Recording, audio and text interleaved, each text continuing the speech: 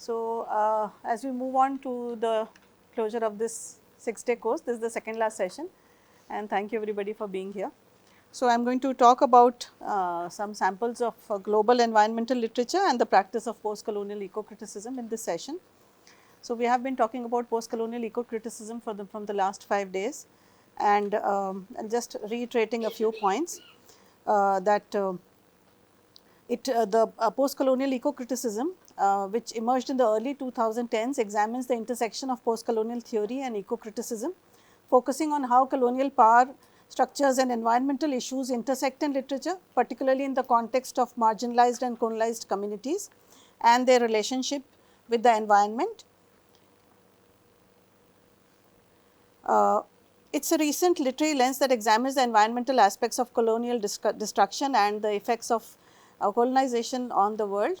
Post-colonial eco-criticism is viewed as a theoretical approach that is used for analyzing and understanding the colonial activities that are re-exploited to fuel the new colonizers' profit-driven ventures which may destroy the environment.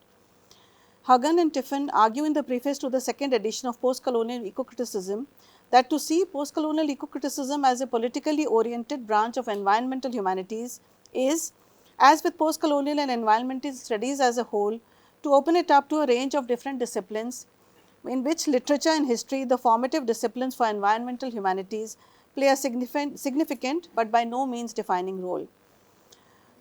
Post-colonial eco-critics have drawn a special attention to the duality of colonial oppressing attitudes, power and dominance upon the human and non-human beings of the territories. Jersa Barbara in 2013 asserts that this approach stems from the realization that Western centricism and anthropocentrism consolidate one another. It draws attention to the principles of social ecology and the question of environmental justice, expressing concern about the fact that subaltern humans are denied to the resources of the land they inhabit, denied access to the resources of the land they inhabit, and emphasizing the sustainability of their cultural practices. Colonization has involved the anthropocentric view of the land as property and the treatment of the colonized environment as empty space. So, we move on to discuss the post-colonial novel The Garden of Evening Mists, published in 2012 by the Chinese-Malaysian writer Tan Tuan Eng. This novel is the second English language novel by the Malaysian novelist. It was first published in 2011 and later had further editions. The book follows the protagonist Teo Yun Ling, who was a prisoner of the Japanese during World War II and later became a judge overseeing war crimes and examining such cases. Seeking after the war to create a garden in the memory of her sister who was imprisoned with her but did not survive, she ends up serving as an apprentice to a Japanese gardener in Cameron Highlands for several months during the Malayan emergency. As the story begins years later, she is trying to make sense of her life and experiences. So, the novel takes place during 3 different time periods: the late 1980s, when the main character returns to the Japanese garden, Yugiri, on her apprenticeship and begins to write a memoir; the early 1950s, when the main events of the novel took place; and World War II, which provides the backdrop of the story. The book was well received by the readers. It was shortlisted for the Booker Prize and awarded the Man Asian Literary Prize and the Walter Scott Prize for Historical Fiction. It was also adapted into a feature film later in partnership with 3 production companies and released in 2019. So, Eng's novels immerse readers in the Japanese occupation of Malaysia during World War II and the subsequent struggle for Merdeka, a Malayan word for independence. Both the Japanese occupation and the pre-independence period, marked by the dominance of the Malay Communist Party, are fraught with violence. However, the protagonists in The Garden of Evening Mists are not defined or constrained by this brutality. Engaged in artistic practices such as Japanese garden, archery, woodblock printing, stone sculpture, and the martial art of Taekwondo, they embrace in a non-materialistic, ecologically attuned worldview that allows them to achieve creative freedom. Tan Tuan Eng's novel can be interpreted as a post-colonial eco-critical novel. It contrasts the social realism of Malay's recent history, a time defined by capitalist exploitation and violent conflicts that endangers both individuals and the environment, with an alternative ecological perspective rooted in Chinese and Japanese traditions. This perspective, embodied in the creation of the Japanese garden, emphasizes the interconnectedness of human and non-human life. Eng's narrator, Yun Ling, clearly recognizes both the paradigm of development as a form of neo-colonial exploitation and the concept of ecology as interconnectedness. As she recounts her story of moving to the Cameron Highlands in Malay and beginning work on the garden at Yugiri, she finds herself caught between the political turmoil of the state of emergency, where Malayan Communist Party MCP guerrillas carry out attacks on civilians in the highland estates, and the human toll of neo-colonial economic development. She observes that the very industries driving the country's economy, tin mining, rubber and tea plantations, are also the root causes of labor exploitation and poverty. Reflecting on the harsh realities faced by plantation workers, she notes, I quote, "The tea plantation workers I was looking at in the valley below were paid badly for doing one of the most mindless, exhausting labors ever devised. These women would return every evening to their dirt-floored shacks, their 8 or 9 children, and their toddy-pickled husbands." Eng's novel illustrates the colonial history of Malaya. In the colonial history of Malaya, both the commodification of nature and the introduction of a hierarchical social organization that result from colonial development. As Hagen and Tiffin remark, one of the central tasks of post-colonial eco-criticism as an emergent field has been to contest and also to provide viable solutions to Western ideologies of development. The story that Ling narrates of her own psychological maturation at Yugiri provides one such alternative. So, The Garden of Evening Mist, through its vivid historical and social realism, reveals the impact of Western development ideologies. However, alongside its portrayal of colonial exploitation, Eng weaves the narrative of Japanese gardening as a counterpoint to the political, social and ecological instability of the country on the cusp of independence. At the heart of this alternative perspective is the eco-critical principle of interconnectedness between humans and the natural world. This principle serves as a response to the fragmented, compartmentalized and overtly specialized way in which the world is often understood. I am quoting Glotfelty. Eng's novel suggests that an ecological network can be understood through the philosophy and practice of Japanese gardening. The psychological journey of the protagonist, Yun Ling, who learns the secrets of the garden Yugiri, fosters what Ruckert describes as a biocentric rather than an anthropocentric awareness. This perspective challenges what Smith terms ecological sovereignty, the assertion of human dominance over nature. And ecological ethics awakens us to the wider, more than human world, raising questions concerning the singular significance of beings other than animals, trees, fungi, rivers and rocks. While such elements are undeniably a part of nature, one might argue that gardening is as much a cultural practice as it is a natural one. However, by shaping and tending to the natural world, the garden creates a space where human and the non-human entities can coexist in a meaningful and symbiotic relationship. So, I am briefly touching upon the novels. I have thought of taking up 6 novels. So, the second novel that I take up is The Inheritance of Loss by the Indian author Kiran Desai. It was first published in 2006 and won a number of awards, including the Booker Prize for that year, the National Book Critics Circle Fiction Award in 2007, and in 2006 Vodafone Crossword Book Award. The novel was written over a period of 7 years after her first book, the critically acclaimed Hullabaloo in the Guava Orchard, was published. Among the main themes of The Inheritance of Loss are migration, living between two worlds and between the past and the present. The story centers around the lives of Biju and Sai. Biju is an Indian living in the United States illegally, the son of a cook who works for Sai's grandfather. Sai is an orphan living in mountainous Kalimpong with her maternal grandfather Jemubai Patel, the cook and a dog named Mutt. Her mother was a Gujarati and her father a Zoroastrian orphan himself. Kiran Desai alternates the narration between the 2 points of view, and the action of the novel takes place in 1986. The experience of Biju, who is an illegal alien residing in the United States, trying to make a new life for himself, contrasts with the experiences of Sai, who is an anglicized Indian girl living with her grandfather in India. The novel shows both internal conflicts within India and tensions between the past and the present. Desai writes of rejection and yet awe of the English way of life, opportunities to gain money in America, and the squalor of living in certain places where there is conflict.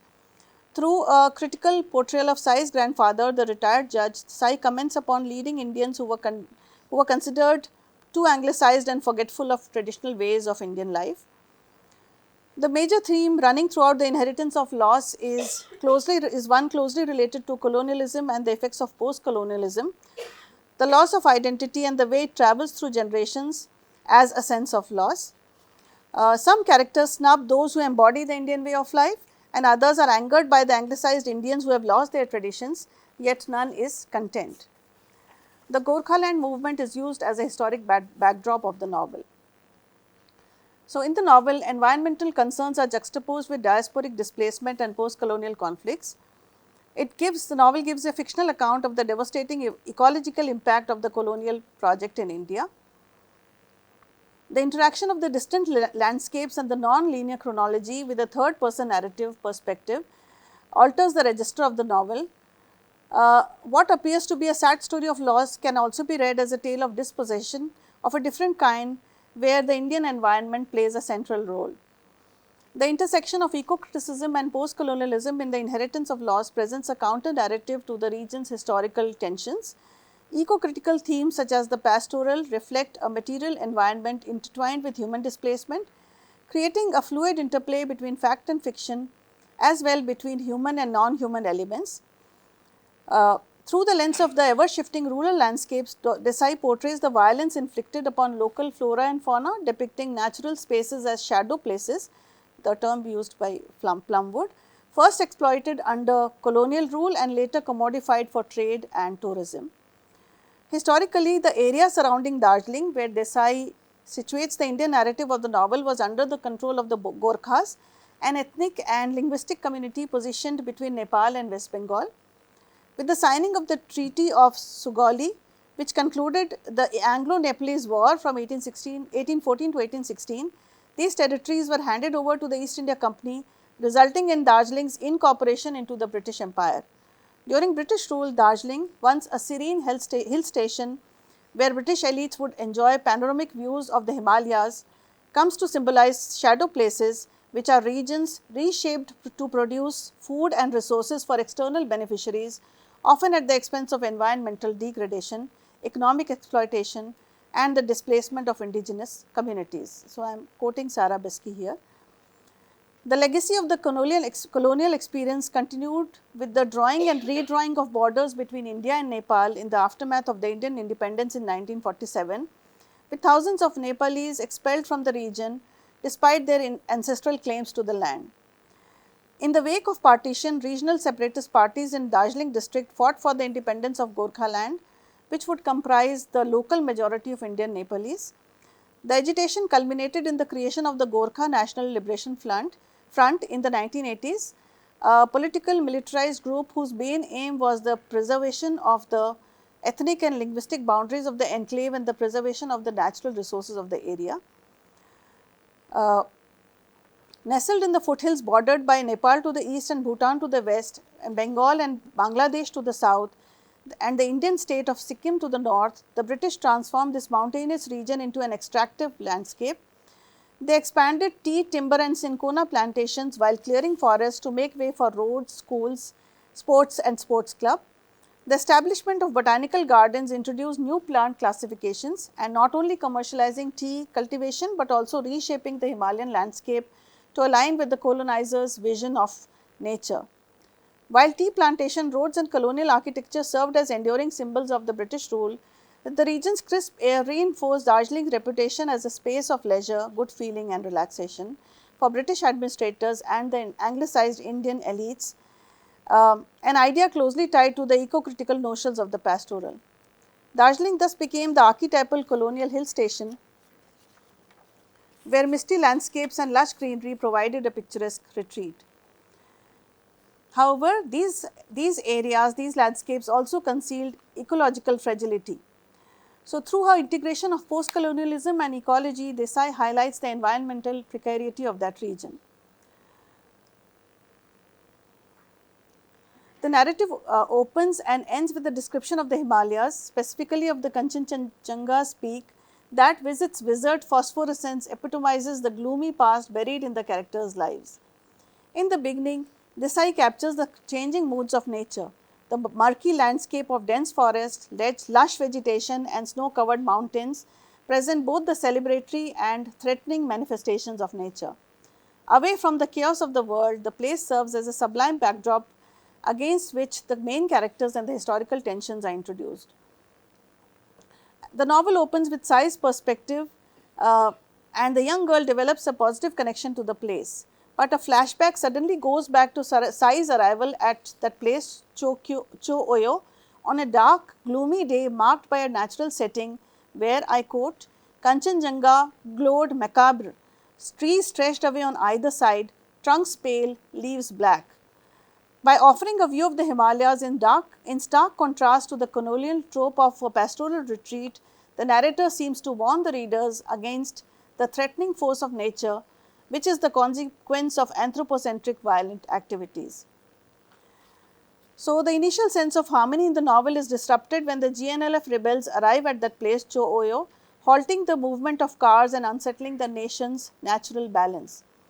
Through the Himalayan landscape, though the Himalayan landscape may initially appear timeless and mythical, this nostalgic perception shifts away from the pastoral tradition towards a more dynamic and layered understanding of place, one that embraces multiple narratives, traditions, post-colonial histories and environmental concerns.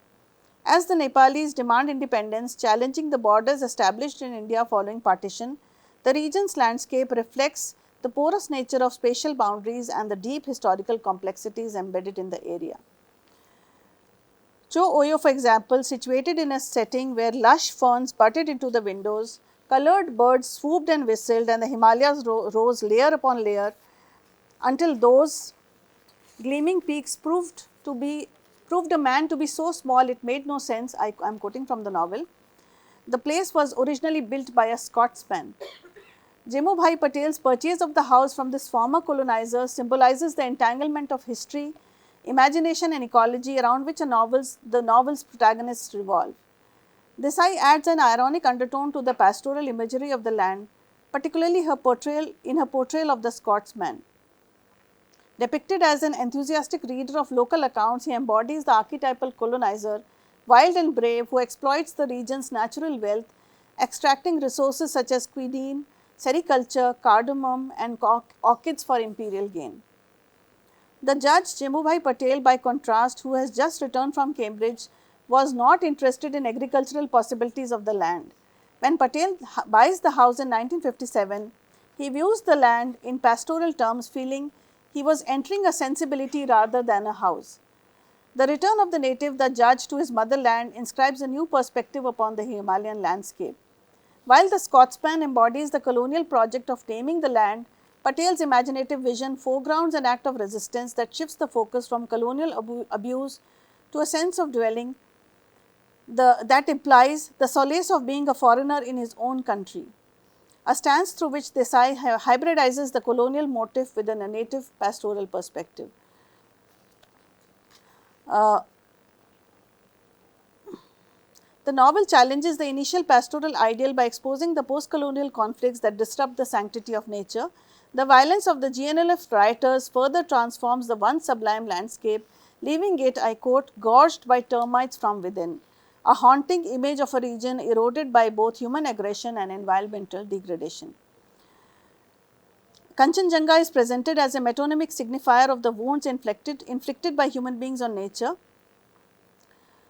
When a report of new dissatisfaction in the hills, gathering insurgency, men and guns spread across the regions, the Himalaya reveals its vulnerable side and natural harmony is violently undermined by these insurgencies. The narrative resorts to images of decay and destruction that draw the reader's attention to the fragility of the environment, as, I quote, garnet lines of fire pouring down the mountains and the bloodshed imaginary disrupt the transition of the pastoral setting, contributing to the apocalyptic vision of a desecrated land. So, I then move on to the next novel, which is The Bone People. This is a 1984 novel by a writer from New Zealand, Kerry Hulme. This novel focuses on three characters, and it is set on the coast of the South Island of New Zealand. The three characters that it focuses on, all of them are isolated in different ways: a reclusive artist, a mute child, and the child's foster father. Over the course of the novel, the trio develops a tentative relationship, one driven apart by violence, but they reunite at the end.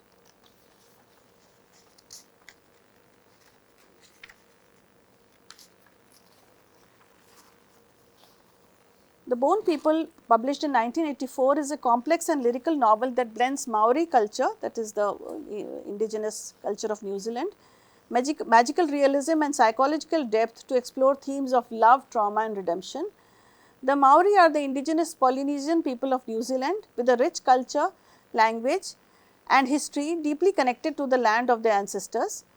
In contrast, Pakeha is a Maori language word used in English, particularly in New Zealand, for a person who is not of Maori descent, especially a white person and mostly a European New Zealander.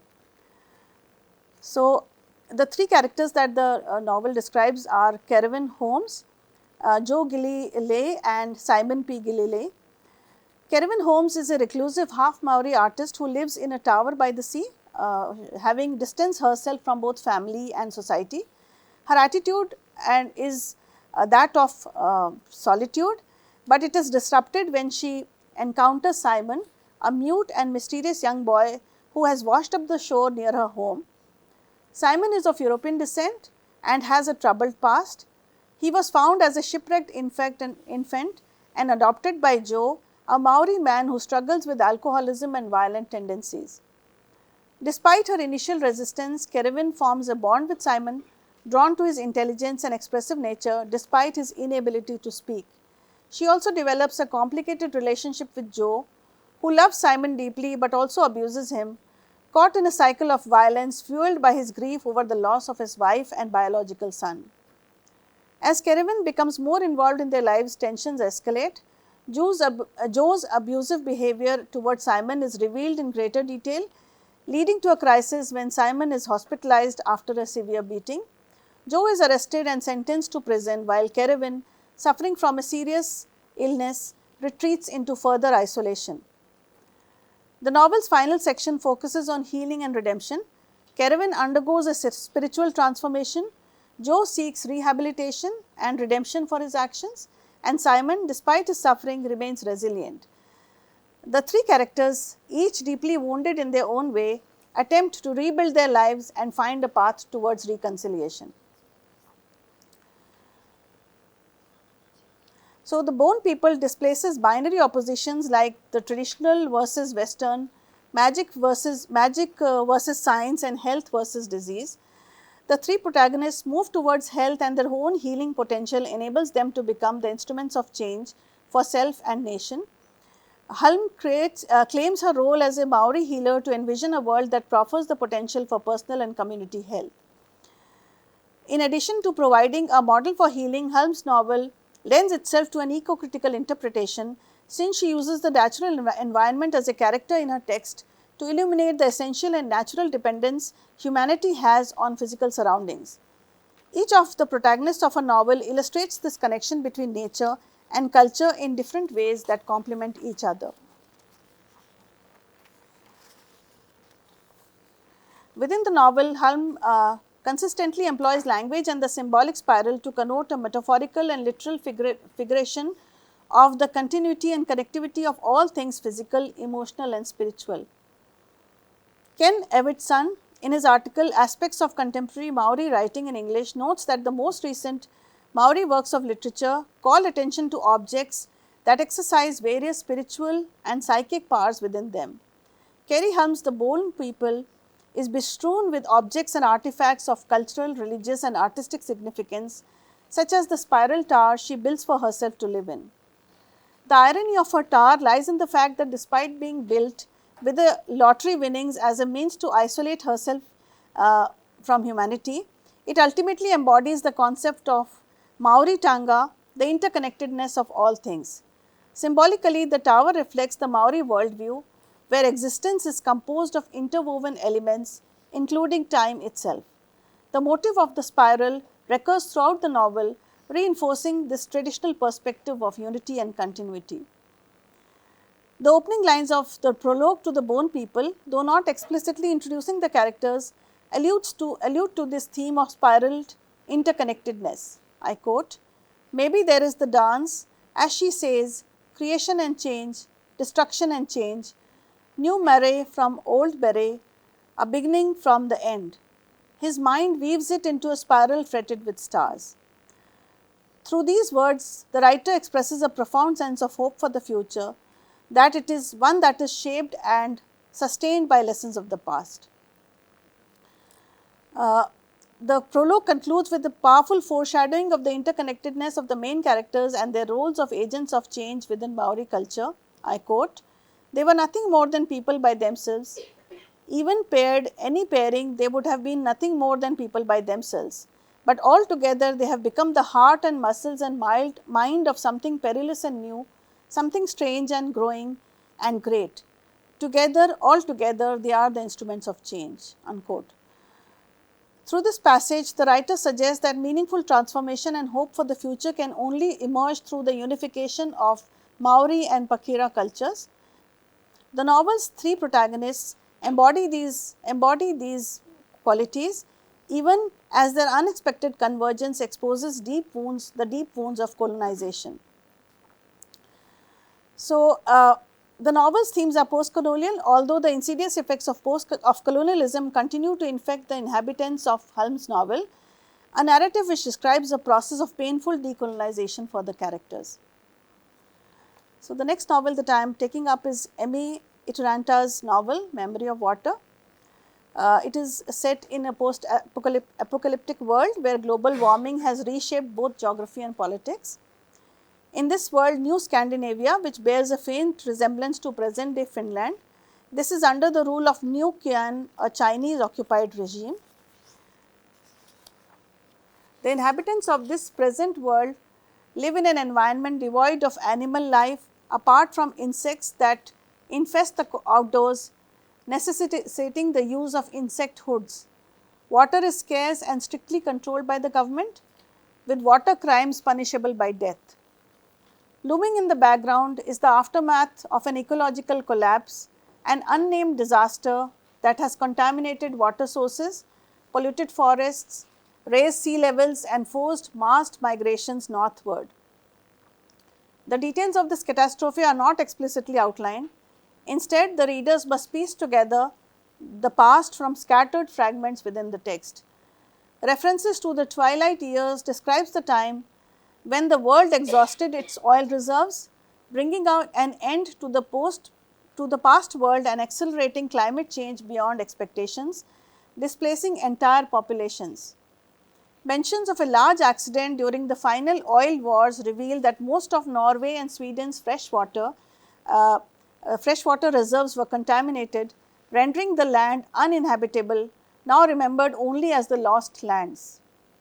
With survival as the primary concern, past world technology has largely vanished, leaving only traces buried in what the novel calls the plastic grave, where, I quote, "their past world bleeds into our present world, into its sky, into its dust." This haunting interplay between memory and loss underscores the novel's mediation on environmental devastation, power and survival in a world where water has become the ultimate currency. In the novel, ecological critique takes shape through the literary technique of defamiliarization. The juxtaposition of the traditional Japanese tea ceremony within a Finnish Scandinavian setting immediately evokes a sense of displacement and alienation.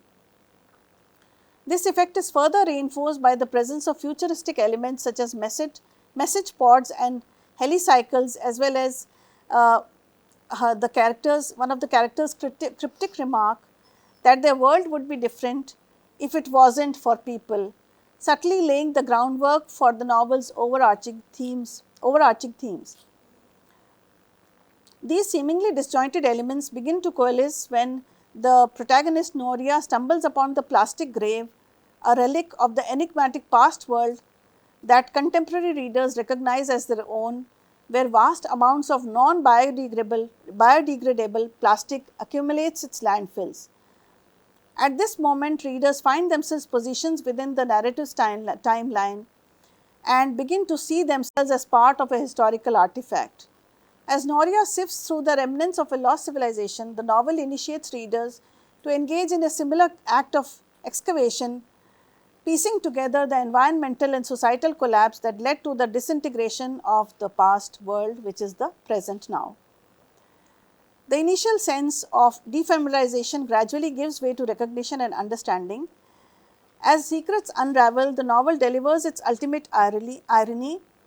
The aesthetic purity of the tea ceremony, rooted in Zen principles of harmony, respect, and purity, stands in stark opposition to the fear, oppression, and violence that define Nora's reality.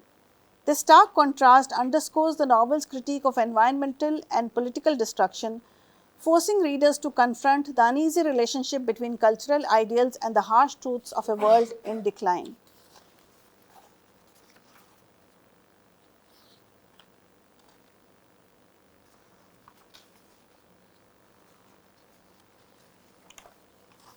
Water, we are told, has consciousness, memory, agency, and water cannot be owned. It does not belong to us, but we belong to water, is stated in the novel. And tea masters believe that there are times when water does not wish to be found because it knows it will be chained in ways that are against its nature. Water is what ties and holds everything together, because the linking of human and planetary history suggests that while humans forget, this planet and water remembers. Throughout the narrative, water takes its own identity as a living being with a memory that reaches back to times immemorial, endowed with an understanding of planetary entanglements surpassing human comprehension. Noria, struggling to fulfill her role in the web of life, identifies the impossible equation tea masters have inherited. We quote, "We are the watchers of water, but first and foremost we are its servant." So, an expanding collection of fiction and non-fiction employs imagination to explore how anthropocentric climate change shapes both our present identity and our future selves. So, these works emphasize that global crisis becomes more tangible when rooted in everyday domestic experiences, as can be seen in these novels. I move on to The Marrow Thieves, another young adult dystopian novel by Canadian writer Cherry Dimelin, published and the novel was published in 2017. The post-apocalyptic novel depicts a Canada devastated by pollution and the destructive impact of settler populations who have lost their ability to dream. So, this is the major problem that they are facing, that the settler populations are unable to dream. In a desperate attempt to cure the epidemic of dreamlessness, they harvest indigenous bodies for this stolen gift. At the heart of the story is a resilient group of indigenous survivors, both young and old, hailing from different nations, who endure shared suffering while fiercely protecting one another from the settlers' grasp. Yet the horror of this exploitation does not break them. Instead, they reclaim and reconstruct their indigenous past, present and future, strengthening their cultural identity through deep bonds of kinship with each other and with the non-human world.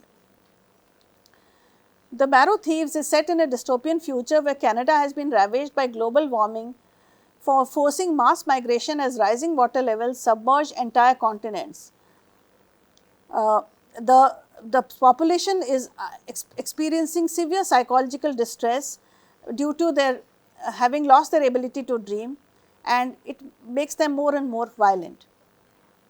Indigenous people are the only ones who can still dream. As explained in the novel, I quote, "Dreams get caught in the webs woven in their bones. That's where they live, in their marrow there." In response, the Canadian government deploys recruiters, the so-called marrow thieves, to hunt down indigenous people and extract their bone marrow, believing it holds the key to restoring dreams and preventing the collapse of society. In their desperation, they see this brutal practice as the only way to save what remains of humanity before it descends into total chaos. The fast-paced story is told from the perspective of a 15-year-old indigenous boy named Frenchie, who is on the run from recruiters and is separated from his brother Mitch. On his journey, he meets another diverse group of indigenous survivors who temporarily adopt him into their family in order to travel together safely. He soon realizes that these people, particularly members of the younger generation, have a very different connection to their roots than he does. Through Frenchie's experiences, ideas about family, belonging, storytelling and indigenous ways of knowing are explored. In the novel, in an attempt to harvest indigenous bone marrow as a cure for the epidemic of dreamlessness that is killing them, the settler population reconstructs the residential school system, advertised at first as local clinics for medical trials and later turned into prisons. This reconstruction serves to highlight the continuity of colonial exploitation and objectification of indigenous peoples, challenging the colonial narrative of progression. Milgvans, an older member of the group of indigenous survivors, recounts how, I quote, "We were moved off lands that were deemed necessary for that government, same way they took reserve land during wartime because they cared about things like keeping valued, wealthy white community members alive." As the critic Diletta D. Cristofaro rightly observes, this story replicates long history of colonial displacement and land dispossession which continues to affect indigenous people today. The act of extracting bone marrow by way of imprisonment and destruction of indigenous communities and families literalizes the physical and emotional abuse and symbolizes the extraction of cultures and kinships integral to indigenous lives. This harvesting of bone marrow is a powerful image that exposes and articulates the brutal ways in which settlers drain the very core of indigenous people and land to pursue their selfish interests.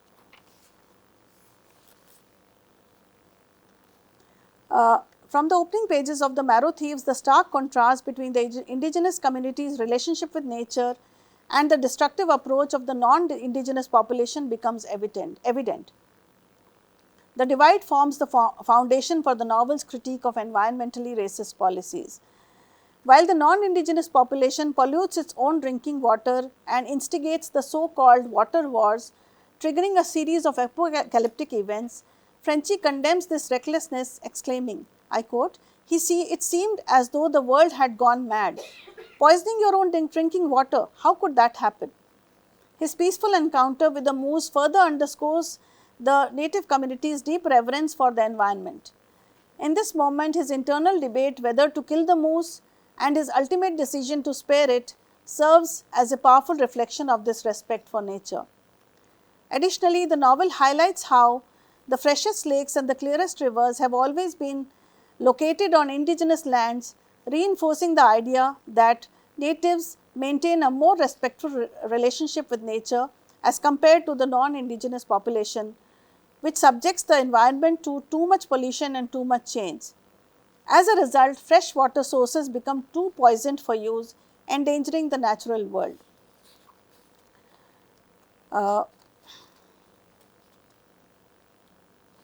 Frenchie's struggle to evade capture by the recruiters is driven by the devastating impact of a landscape ravaged by climate change.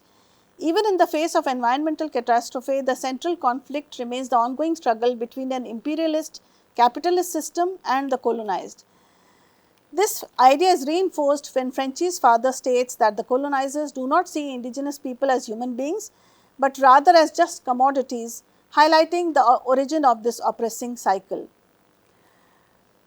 The novel's depiction of land grabbing highlights how the non-indigenous population continues to seize land and exploit natural resources for short-term gains and with little regard for long-term consequences. This is captured in the character Mig's metaphor from the second story. I quote, "America reached up and started sipping on our lakes with a great metal straw." As well as the forced displacement of indigenous communities from land deemed necessary by the government, much like how reserve land was taken during wartime. The novel exposes the capitalist and imperialist mindset of the non-indigenous population as Frenchie's community finds their way of life commoditized, their lands overtaken by water companies and wealthy corporate investors, and their surroundings marred by the industry-plundered Great Lakes and the pipelines in the ground. These ongoing patterns have relegated their community to the status of a toxic wasteland. So, the final novel that I am taking up today is The Overstory, which is a novel by an American author, Richard Powers. The novel was published in 2018, and the book follows 9 Americans whose unique life experiences with trees brings them together to address the destruction of forests. Through interwoven narratives spanning multiple generations, the novel explores themes of environmental activism, the interconnectedness of living things, and humanity's relationship with the natural world. The narrative spans multiple generations and locations across the United States. The book received widespread critical acclaim and won several major literary awards, including the 2019 Pulitzer Prize for Fiction and the 2020 William Dean Howells Medal. It was shortlisted for the 2018 Man Booker Prize. Critics praised Powers' narrative structure, focus on environmental themes, and his ability to weave together scientific facts about trees with human drama. Richard Powers' The Overstory is an eco-fiction novel that, rather than centering on a single catastrophic event such as a superstorm, a disease outbreak or tsunami, as often seen in climate fiction, this novel focuses on deforestation as a primary driver of climate change. The novel also explores broader themes of anthropocentrism, insatiable human consumption, plant blindness, and species loneliness. While The Overstory addresses climate change, deforestation, and activism, it does not fall strictly within the genre of science fiction or climate fiction, as it neither takes place in the future nor reimagines the past. Instead, it emphasizes the interconnectedness between humans and non-humans, especially plants, advocating for a shift away from anthropocentrism and towards environmental awareness. Spanning from the mid-19th century to at least the late 20th century, the novel follows multiple human and non-human characters across generations.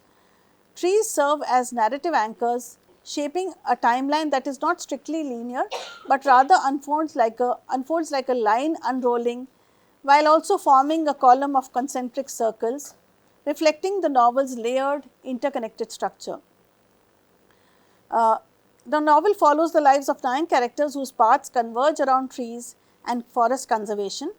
Each character brings a unique perspective to the narrative, embodying different aspects of eco-consciousness and environmental activism. At the core of the Overstory are its characters, each navigating their own struggles and relationship with the trees and the environment. From Dr. Patricia Westford, a botanist whose revolutionary findings on trees are initially dismissed, to Douglas Pavlik, an activist willing to sacrifice everything to protect old-growth forest, Powers presents a diverse spectrum of experiences within the environmental movement. Through these narratives, the novel explores the complexities of activism, the tension between progress and conservation, and the profound emotional burden of witnessing ecological destruction. The author employs various narrative techniques and symbolic imagery to reinforce themes of struggle and resilience. The novel structure, segmented into sections named after different plant parts of a tree, mirrors the interconnectedness of life and the cyclical nature of ecosystems. Recurring motifs of roots and branches emphasize the characters' deep ties to the natural world. Additionally, the author's lyrical prose and rich descriptions immerse readers in the beauty of forests while simultaneously depicting the devastation caused by deforestation and climate change. Furthermore, deforestation is depicted not only as a driver of climate change but also as one of its consequences. The novel highlights the cascading effects of environmental degradation, forests collapsing due to drought, wildfires and disease, ultimately unraveling entire ecosystems. Forests are falling to many things: drought, fire, sudden oak death, but there is always the same distal cause. Whole ecosystems are unraveling. This chain reaction extends to soil erosion, with loosened topsoil sliding into mountain sides and causing harm to other wildlife. The novel also presents climate change as an accelerating force, likened to mid-sized bombs falling all over the globe, foreshadowing a dystopian future where its pace and severity may soon become overwhelming for humans. The narrative hints at humanity's potential attempts to escape an uninhabitable earth. I quote, "The bombs will be falling, the earth will be spent and the only humans left will be fleeing the planet to rockets to nowhere. However, there remains a lingering ominous reassurance. Nobody has to flee the planet just yet, a reassurance that we all experience every day, suggesting that while there is still time, the window for action is rapidly closing. By unfolding a narrative that is partly inspired by scientific facts and real events and partly by political and ethical arguments, the novel provides a compelling argument for conservation and slowing down deforestation, stressing the devastating effects on the nature in lines like these. I quote from the novel, "The mountains are high, the soil steep and thin, the trees have been culled once too often, and all the precious metal mines are spent. All that's left to sell up here is nostalgia.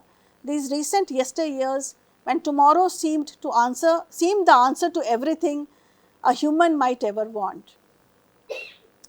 So, post-colonial eco-criticism examines how colonialism reshaped landscapes and ecosystems for profit, often at the expense of indigenous knowledge and sustainable practices. The overstory critiques the ongoing destruction of forests, which can be traced back to European colonial expansion and its extractive mindset. The logging industry's relentless pursuit of profit echoes historical deforestation during colonial rule, when natural resources were commodified without regard for ecological balance. Post-colonial eco-criticism often seeks to challenge anthropocentrism, the human-centered worldview that underpinned colonial expansion. The overstory embodies these through its portrayal of trees as sentient, communicative beings. By giving voice to trees and showing their agency, powers aligns with an eco-critical perspective that challenges Western colonial narratives, which have historically framed nature as passive and exploitable. The novel depicts environmental activism as a form of resistance against the colonial capitalist exploitation of nature. The characters who engage in tree protests and sabotage logging operations can be seen as modern eco-resistors challenging a system rooted in colonial extractivism. Their struggles highlight the difficulty of opposing a deeply entrenched global economic model that prioritizes profit over ecological well-being. So, I conclude my talk. The novels that I have discussed today using the lens of post-colonial eco-criticism critique the environmental destruction inherited from colonial histories, and these novels champion indigenous ecological novel and portray resistance against capitalist exploitation of nature. These novels call for a reimagining of humanity's relationship with the natural world, moving beyond a colonial mindset of domination towards one of respect and interconnectedness. Thank you.